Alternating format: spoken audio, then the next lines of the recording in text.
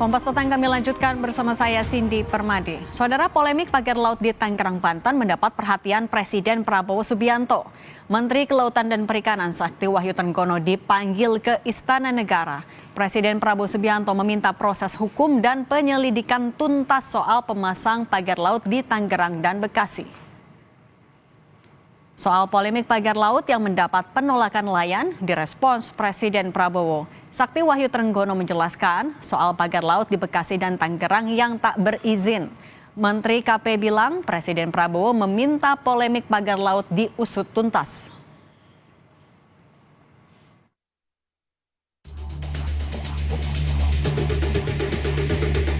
Keberadaan pagar laut sepanjang 30,1 km di pesisir Tangerang, Banten jadi polemik. Usai mengkritik pembongkaran pagar laut oleh TNI Angkatan Laut, Menteri Kelautan dan Perikanan Sakti Wahyutrenggono bertemu dengan Kepala Staf Angkatan Laut KSAL Laksamana Muhammad Ali sepakat mengenai pembongkaran pagar laut di Tangerang besok siang. Kita berkoordinasi dengan Kepala Staf Angkatan Laut beserta jajaran, saya dan Pak Wamen, dalam rangka untuk evaluasi bagaimana cara yang baik, yang aman, yang cepat dan praktis untuk bisa membantu kesulitan masyarakat nelayan. Karena itu instruksi dari Bapak Presiden kan, TNI harus bisa membantu kesulitan masyarakat. Polemik pagar laut meluas usai Menteri Agraria dan Tata Ruang Kepala Badan Pertanahan Nasional Nusron Wahid membenarkan soal adanya sertifikat baik hak guna bangunan maupun sertifikat hak milik di sekitar area pagar laut. Data yang disampaikan Nusron dari 263 SHGB diantaranya 254 atas nama perusahaan dan atas nama perseorangan sebanyak 9 bidang serta sertifikat hak milik 17 bidang. Kami membenarkan ada sertifikat yang berseliweran di kawasan pagar laut sebagaimana yang muncul di banyak sosmed tersebut. Jumlahnya 263 bidang dalam bentuk SHGB. Kemudian ada juga SHM, surat hak milik, atas 17 bidang. Dan ternyata dalam perjalanan terbukti secara faktual ada cacat material, ada cacat prosedural, dan ada cacat hukum, maka dapat kami batalkan. Menanggapi temuan sertifikat di area pagar laut, Menteri Kelautan dan Perikanan Wahyu Sakti Trenggono membantah memberikan izin. sekarang ini itu tidak berlaku. Kenapa? Karena pasti yang namanya kegiatan di ruang laut ya tidak boleh, harus ada izin. Di pesisir sampai ke laut tidak boleh. Konferensi persnya Pak Menteri ATR BPN kan sudah menjelaskan kok ada sertifikat di bawah air itu, dan itu tidak boleh. Nah kalau dari situ kita sudah bisa identifikasi artinya apakah dari mereka-mereka. Tapi kan kita tidak boleh menuduh juga. Namun berdasarkan aturan, yakni PP nomor 18 tahun 2021 tentang hak pengelolaan atas tanah, satuan rumah susun dan pendaftaran tanah pasal 64 dapat dibatalkan jika terjadi kecacatan prosedural. Dan di pasal 65, pemberian hak pengelolaan atau hak atas tanah harus memperhatikan hak publik. Namun nelayan di sekitar telah menolak keberadaan pagar laut karena pagar laut dinilai membuat mereka sulit menangkap ikan. Tim Liputan, Kompas TV.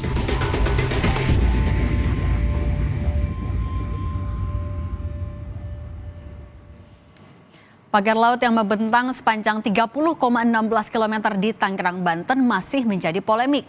Keberadaannya menimbulkan pertanyaan besar karena ada 263 sertifikat hak guna bangunan dan 17 sertifikat hak milik yang menjadi lokasi berdirinya pagar. Apakah dengan adanya sertifikat tersebut keberadaan laut bisa dimiliki perusahaan atau perorangan? Lalu bagaimana sertifikat tersebut bisa dikeluarkan? Apakah faktor abrasi jadi jawaban? Kita bahas bersama Prof. Rohmin Dahuri, anggota Komisi 4 DPR RI fraksi PDIP, dan Elisa Sutanujaya, pengamat tata kota. Selamat petang semuanya. Selamat petang, Cindy dan semua pemirsa Kompas TV. Oke, saya mau ke Mbak Elisa dulu. Mbak Elisa mungkin bisa dibantu jelaskan kepada publik sebenarnya apa dampaknya apabila laut memiliki sertifikat HGB dan juga ada yang SHM. Padahal kan juga KKP sudah bilang sebenarnya itu tidak boleh. Apa dampaknya? Ya, dampaknya banyak ya. Laut itu kan sebenarnya mungkin nanti Pak Rohmin bisa lebih menjelaskan ya dengan kaitan konteks nelayan. Jika laut itu di-coupling sebagai milik perusahaan atau seseorang, nelayan yang tadinya bebas melaut, mengambil budidaya dari hasil dari ikan dan sebagainya, jadi tidak bisa lagi kan. Nah, itu hal yang paling sederhana saja gitu. Dari dampak dari HGB dan SHM di atas laut itu. Dan sederhana aja tingkatannya hak guna bangunan gitu ya. Itu tentu saja menjadi cara untuk, kalau kita dulu dengar istilah land grabbing ya, ini malah sea grabbing gitu untuk dijadikan properti gitu. Nah, ini jelas berlawanan dengan konteks laut itu sendiri gitu. Mbak Elisa, juga Menteri ATR BPN bilang lagi ngecek apakah titik dipasang pagar itu sebenarnya masuk ke dalam batas garis pantai atau tidak, apabila ada abrasi ataupun juga tidak. Sebenarnya apakah abrasi adalah hal yang masuk akal, mengingat untuk sertifikat ini kan juga diterbitkan pada tahun lalu? Jadi memang di dalam ATR BPN itu ada peraturan yang namanya Permen ATR, saya lupa nomor berapa, di tahun 2021 dan diperbarui di 2024 tentang tata cara pendaftaran tanah musnah. Nah, itu gunanya adalah supaya tanah-tanah masyarakat yang kena abrasi, kena dampak perubahan iklim, itu bisa direklamasi dan diberikan haknya kepada masyarakat itu. Nah, bayangan saya kan dengarnya kalau model seperti itu bisa digunakan untuk masyarakat Semarang Demak yang memang kehilangan tanahnya ya akibat abrasi maupun land subsidence. Nah, tapi untuk konteks Tangerang ini, kalau melihat dari peta Google Earth yang paling tua itu tahun 85, itu nggak ada abrasi gitu, garis pantainya kurang lebih sama sampai dengan sekarang gitu. Kalaupun ada abrasi itu sedikit gitu, sekitar 10 meter, 20 meter saya hitung kemarin dari garis pantai yang sekarang dan yang tahun 85 gitu. Nah, kalau lihat bumi ini aplikasi dari Kementerian ATR BPN, ini sekarang ada di atas garis pantainya di rencana di peta dasarnya bumi yang satu peta itu. Jadi sebenarnya nggak usah dicek lagi sama Pak Menteri gitu. Pak Menteri juga mungkin juga sudah tahu kalau itu semuanya di atas garis pantai. Oke, kita juga sambil perbaiki saluran komunikasi dengan Mbak Elisa. Prof. Rohmin, kalau Anda yang Anda tahu sebagai anggota DPR, sebenarnya duduk perkaranya bagaimana dan bagaimana DPR menyikapi polemik ini? Anda kan juga sebagai background-nya ada mantan Menteri Kelautan dan Perikanan. Apa yang Anda cermati dari polemik ini? Ya, ada dua hal ya. Pertama, bahwa laut itu secara natural atau secara alamiah merupakan common resource, sumber daya milik bersama gitu ya. Makanya saya ingat dulu Undang-Undang Nomor 27 Tahun 2007 tentang pengelolaan punya pesisir dan laut, awalnya tuh ada tuh pemberian hak pemanfaatan laut itu. Tetapi alhamdulillah dengan koreksi teman-teman di LSM, sejumlah pakar gitu, lalu diperbaiki itu dalam Undang-Undang Nomor 1 Tahun 2014 tentang pengelolaan pesisir dan laut, bahwa tidak boleh lagi ada pemberian hak pemanfaatan laut ya. Hanya boleh hak izin pemanfaatan ruang laut yang sesuai dengan kesesuaiannya gitu. Nah, artinya maka bisa itu dipastikan ada izin, pelanggaran di sini ya, Prof? persis tuh, dan buat saya aneh bin ajaib tuh kalau izin itu, mohon maaf, dikeluarkan oleh Kementerian ATR dan BPN, karena secara otoriti atau kewenangan itu harusnya berdasarkan Undang-Undang Nomor 1 Tahun 2014 tentang pengelolaan pesisir dan pulau kecil, itu hak pemberian izin yang namanya PRL atau persetujuan kesesuaian pemanfaatan ruang laut itu harusnya dari KKP, Mbak Cindy itu. Kalau ini dari Kementerian ATR atau BPN, buat saya itu juga, mohon maaf, pelanggaran institusional ya, atau tidak ada koordinasi begitu. Pelanggaran.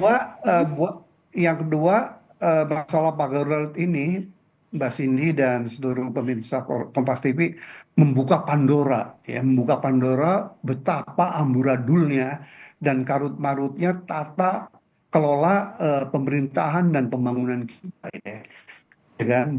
Betapa tidak tadi antar apa namanya lembaga atau kementerian awalnya cuci tangan, nggak ada yang mengaku ya ada pemberian izin segala macam.